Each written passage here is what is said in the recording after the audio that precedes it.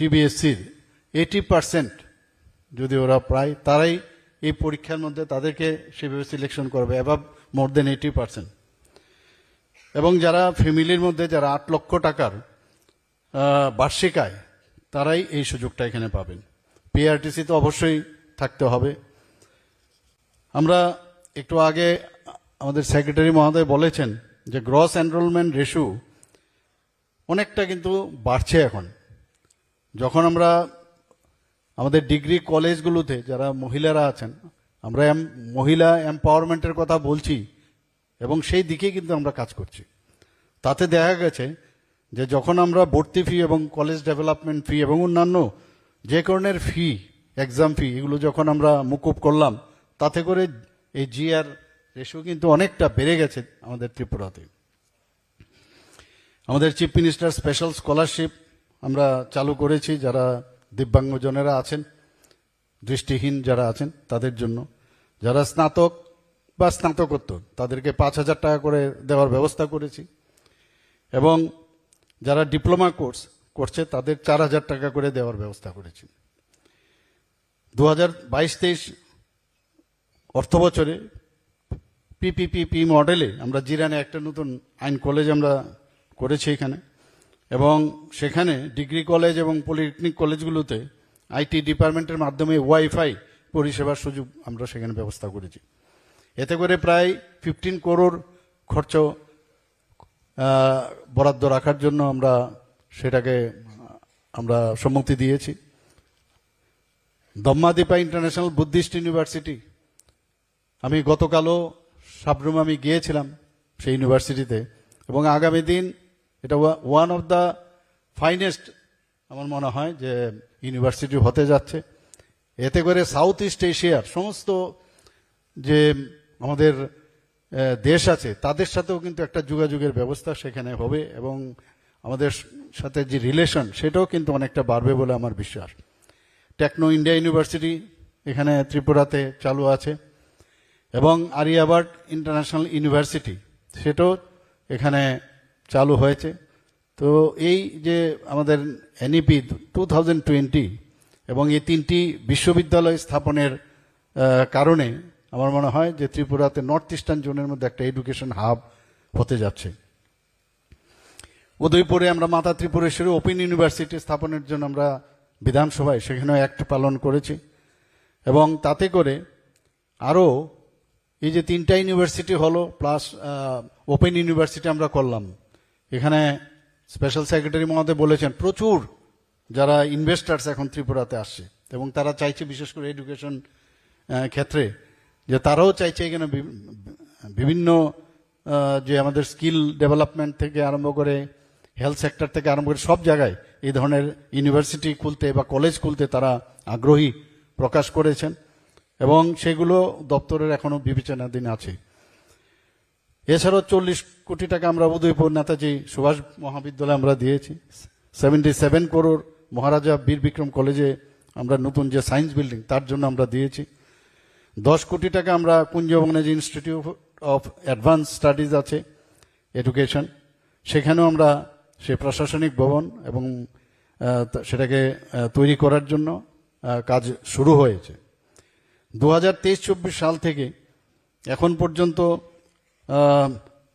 যে আমাদের 2020 যে এনইপি সেটা কিন্তু সমস্ত কলেজগুলোতেও কিন্তু আমরা ইমপ্লিমেন্টেশন হয়ে গেছে, এবং সেখানে এক্সিট এবং এন্ট্রি খুব মানে সুন্দর একটা পদ্ধতি সেখানে চালু হয়েছে। আমাদের এখানে লক্ষ্য যে প্রকল্প আমি বলেছিলাম, তাতে করে আমাদের ত্রিপুরার যারা শিক্ষিত যুবক যুবতীরা আছেন আইএএস এবং আইপিএস পরীক্ষার জন্য, যারা প্রিলিমিনারি পরীক্ষায় উত্তীর্ণ হয় তাদের জন্য আমরা 5 লাখ টাকা আমরা দেওয়ার ব্যবস্থা করেছি, এবং মেইন পরীক্ষায় যদি উত্তীর্ণ হয় তাদেরকে 20,000 টাকার আর্থিক সহায়তা দেওয়ার ব্যবস্থা করা হয়েছে। এখন পর্যন্ত আমরা 10 জনের উপরে এই প্রকল্পে আমরা আর্থিক সাহায্য আমরা দিয়েছি। 2018-19 শিক্ষাবর্ষে রাজ্যে Indian institute of information technology IIT আগরতলাতে চালু হয়েছে। তাদের জন্য এখন আপাতত টেম্পোরারিলি এনআইটিতে হচ্ছে, কিন্তু তাদের জন্য আমরা জায়গাও আমরা নির্দিষ্ট করে দিয়েছি, পার্মানেন্টলি সেখানেও তারা কাজ শুরু করবে। আগরতলা বুদ্ধ মন্দিরের নিকট যে বিএড কলেজ ছিল, সেখানে আমরা ন্যাশনাল ফরেনসিক সায়েন্স ইউনিভার্সিটি 2021-22 শিক্ষাবর্ষে চালু করা হয়েছে। ত্রিপুরা ইনস্টিটিউট অফ টেকনোলজি, সেখানে ড্রোন সেন্টার স্থাপন করা হয়েছে। আমি বিশেষ করে, আপনারা জানেন যে গত 8ই মার্চ আমাদের আন্তর্জাতিক নারী দিবস, সেখানে যেখানে আমরা ত্রিপুরাতে প্রায় 1092 জন লাখপতি দিদি হয়েছে ত্রিপুরাতে। তো ড্রোন দিদি, প্রধানমন্ত্রী নরেন্দ্র মোদীজি বলছেন ড্রোন দিদিও বানাবেন। তো সেই দিকেও আমি যখন ওখানে গিয়েছিলাম, ওনাদেরকে আমি বলেছিলাম আপনারা আরো ভালো করে কাজ করুন এবং ড্রোন দিদিদের আপনারা সে ট্রেনিং দেওয়ার ব্যবস্থা আপনারা করবেন। সো সেই কাজটা এখানে বিভিন্নভাবে প্রযুক্তির বিকাশ এবং গবেষণারও সুযোগ সেখানে রয়েছে টিআইটিতে। 2022 সালে আমরা এনএলইউ, ন্যাশনাল ল ইউনিভার্সিটি আমরা স্থাপন করেছি এবং ভারতের মাননীয় রাষ্ট্রপতিজি 2022-এ এসে তার ভিত্তিপ্রস্তর স্থাপন করেছেন। কিছুদিন আগেও আমি সেখানে আমি গিয়েছিলাম, তারও নতুন বিল্ডিং সেখানে তৈরি হয়, তারও এখানে করে এসছি। এখানে টেকনিক কুমলুং এবং আমরা গন্ডাছড়াতেও যে প্রায় 50 শয্যা বিশিষ্ট ছাত্রীদের জন্য একটি হোস্টেল আমরা নির্মাণ এখানে শুরু হয়ে গেছে। সেখানে আমরা তারও মানে যে আর্থিক বরাদ্দ সেটাও আমরা দিয়েছি। আপনারা শুনে খুশি হবেন, যেহেতু আজকে বলতে গেলে মহিলাদের অনুষ্ঠান, আমাদের মেয়েদের অনুষ্ঠান, যে আমাদের যে রিসেন্টলি গ্রাম পঞ্চায়েতের ইলেকশন হলো, 4টি গ্রাম পঞ্চায়েত আছে যেখানে সম্পূর্ণভাবে তারা মহিলার দ্বারা পরিচালিত। আমি আধিকারিকদের বললাম যে এখানে যারা অফিসারদের দেবেন তাদেরকেও কিন্তু মহিলা দেবেন এবং টোটালি মানে আমি এই যে বিষয়টা যে আমাদের এই যে 4টা জায়গায় মহিলার দ্বারা পরিচালিত হচ্ছে এবং এমপাওয়ারমেন্ট অফ দ্য উইমেন যেটা আমরা বলছি, সেটা যদি ওখানে সাকসেসফুল হয় আগামী দিনে আরও কিভাবে বাড়ানো যায়, কারণ পপুলেশনের 50%ই মহিলা, তো কেননা তাদেরকে আমরা সামনের দিকে এগিয়ে নিয়ে যাব। 33% চাকরিতে আমরা সংরক্ষণ রেখেছি। পিঙ্ক টয়লেটের কথা আমি প্রায়শই সব জায়গায় বলি, যে রাস্তায় যখন বেরোই একই যে টয়লেট যে থাকে সেখানে পুরুষরাও যায় মেয়েরাও যায়, সেখানে দূর থেকেই বোঝা যাবে যে ইট ইজ অনলি ফর মানে girls, women's or for children's. তো সেই কাজটা এখন শুরু হয়েছে। ত্রিপুরা TRLM এর মাধ্যমে ত্রিপুরা গ্রামীণ আজীবিকা মিশন বাংলাতে যেটাকে বলে, সেখানে এখন পর্যন্ত আগে 2017-18-তে আমরা দেখেছি মাত্র 4000 গ্রুপ ছিল, SHG গ্রুপ। সেই জায়গায় এখন 53,623টি স্বসহায়ক দল ত্রিপুরাতে হয়েছে এবং তাতে করে মহিলাদের যে সংখ্যা প্রায় 4.84 লক্ষ হয়েছে। এটা বিরাট জাম্প আমি বলবো সেটা হয়েছে। এবং শহরেও যারা মহিলারা আছেন সেখানেও TULM এর আওতায় প্রায় 5,941টি আমাদের SHG গ্রুপ রয়েছে এবং তাতে করে প্রায় 63,743 মহিলা এর সঙ্গে যুক্ত রয়েছেন। আমাদের এই SHG গ্রুপে তাদেরকে সশক্ত করার জন্য আমরা এখন পর্যন্ত প্রায় 746 কোটি টাকা আমরা ফান্ড আমরা প্রদান করেছি। আর 17-18 অর্থ বছরের পূর্বে সেখানে মাত্র 32 কোটি টাকার মতো ফান্ড দেওয়া হয়েছিল। সেই জায়গায় আমরা এসে আরো 714 কোটি টাকা দিয়েছি। তো কত চেঞ্জ আমরা মানে এই মহিলাদের ক্ষমতায়নের জন্য, আর্থ সামাজিক উন্নয়নের জন্য আমরা কাজটা করেছি। শুধু তাই নয়, ব্যাংক লোনের ক্ষেত্রে 2017-18 আগে দেওয়া হয়েছিল মাত্র 4,95 লক্ষ টাকা, আর 2018-এর পর আমরা কত দিলাম, 1,465,81 লক্ষ টাকা। 3,87,000 যারা SHG গ্রুপের দিদিরা আছেন তারা প্রধানমন্ত্রী সুরক্ষা বিমা যোজনায় সেটাও তারা সুরক্ষা পাচ্ছেন। 3,04,000 দিদিরা প্রধানমন্ত্রী জীবন জ্যোতি বিমা যোজনায় সুফল পাচ্ছেন। আমরা যে রিসাটা আমরা পড়লাম সেটাও আমাদের জনজাতি মায়েদের তৈরি রিসা এবং জনজাতিরা যারা পাছড়া বানায় বা পড়েন এবং মাতাবাড়ির যে সুপ্রসিদ্ধ পেরা আপনারা সবাই জানেন সেটা GI ট্যাগ পেয়েছে, যে কারণে তারা ব্যবসায়ও সফল হচ্ছে। TRLM পরিচালিত ক্লাস্টার লেভেলের সমষ্টি থেকে 7 দিনে 7% সুদে ঋণ দেওয়ার ব্যবস্থা রাখা হয়েছে। আপনারা শুনে খুশি হবেন যে TRLM পরিচালিত আমাদের যে এই 7 দিনের যে 7% ঋণ দেওয়া হয়, মানে আমাদের 3টি সর্বোৎকৃষ্ট ব্যবস্থার মধ্যে পুরস্কৃত হয়েছে কেন্দ্রীয় গ্রামোন্নয়ন দপ্তর থেকে। শুধু তাই নয়, আমাদের মহিলা কল্যাণে 10টি ওয়ার্কিং হোস্টেলের জন্য 114 কোটি টাকা বরাদ্দ করা হয়েছে, তাদের সামাজিক সুরক্ষা, ক্ষমতায়ন এবং রাজ্যের সার্বিক উন্নয়নকে সমৃদ্ধ করার জন্য। আমাদের মাননীয় প্রধানমন্ত্রীজি, আপনারা সবাই জানেন, যারা মুসলিম যারা কমিউনিটির আছেন, 3 তালাক প্রথা বাতিল উনি করেছেন। অনেকে বলতো যে এই 3 তালাক প্রথা যদি বাতিল হয় সারা ভারতবর্ষের মধ্যে নাকি রায়ট হয়ে যাবে, কিন্তু কিছুই হয়নি। তো সেটা মাননীয় প্রধানমন্ত্রীজি করেছেন।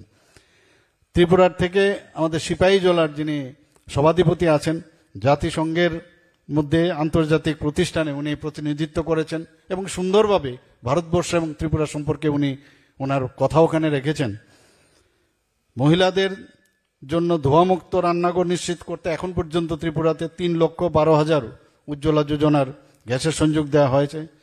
পিএম মুদ্রা যোজনায় প্রায় 79% মহিলারা এর মধ্যে কিন্তু তাদের অংশীদারিত্ব সেখানে রয়েছে। প্রধানমন্ত্রী আবাস যোজনায় যারা ঘরের মালিক মহিলারা প্রায় 74.7% সেখানে মহিলারা রয়েছেন। সহি পোষণ দেশ রোশন অভিযানের আওতায় 3.4 লক্ষেরও বেশি মহিলা ও শিশু সে সুবিধা পেয়েছেন। ICDS প্রকল্পে 3,16,000 শিশু এবং পোষণ কর্মসূচিতে 36,251 জন মহিলা নথিভুক্ত হয়েছেন। মুখ্যমন্ত্রী মাতৃপুষ্টি উপহার প্রকল্পে 21,551 জন যারা গর্ভবতী মায়েরা আছেন তাদের 4,31,00,000 টাকা আর্থিক সহায়তা করা হয়েছে। আমরা start up India, start up Tripura আমরা বলি, সেখানে এখন পর্যন্ত ত্রিপুরাতে মহিলারা 41.4% মহিলারা এর মধ্যে স্টার্ট আপ মহিলা এখানে রয়েছেন ত্রিপুরাতে। আমরা জানেন যে এখানে যখনই কোনো গভর্নমেন্টের তরফ থেকে কোনো স্টল তৈরি হয় তার 50% মহিলাদের জন্য আমরা সংরক্ষণ রেখেছি। আমরা মহিলাদের জন্য যদি স্টাম্প ডিউটি দিতে হয় জমি বা ফ্ল্যাট কিনতে হলে, মহিলারা যদি নামে হয় তাহলে 1% সেখানে কম রাখা হয়েছে।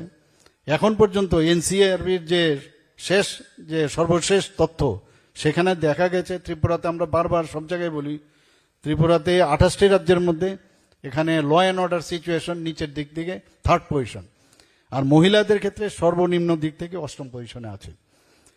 ইতিমধ্যে রাজ্যে সুরক্ষা আমাদের জন্য খুব ইম্পর্টেন্ট।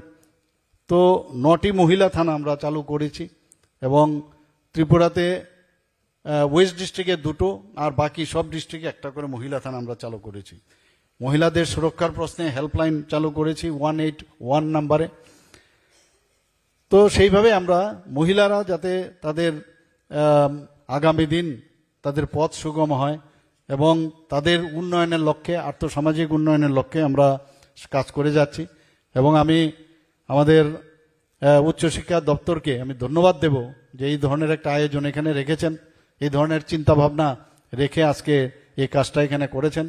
এবং আমি একটু সতর্ক করতে চাই, যারা মেয়েরা আজকে স্কুটি নিয়েছে খুব সাবধানে কিন্তু চালাতে হবে, খুব সাবধান, বি কেয়ারফুল। আমরা দিয়েছি যা হেলমেট থেকে আরম্ভ করে সবই দিয়েছি, কিন্তু না শিখে না বুঝে প্রথমে একটু সাবধানে চালাতে হবে। আদারওয়াইজ বলবে মুখ্যমন্ত্রীর স্কুটি আমরা নিলাম কিন্তু অ্যাক্সিডেন্টে আমরা পড়ে গেলাম, এটা যেন না হয়।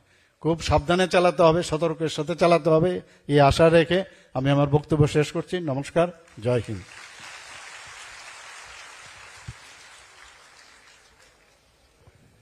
We extend our heartfelt gratitude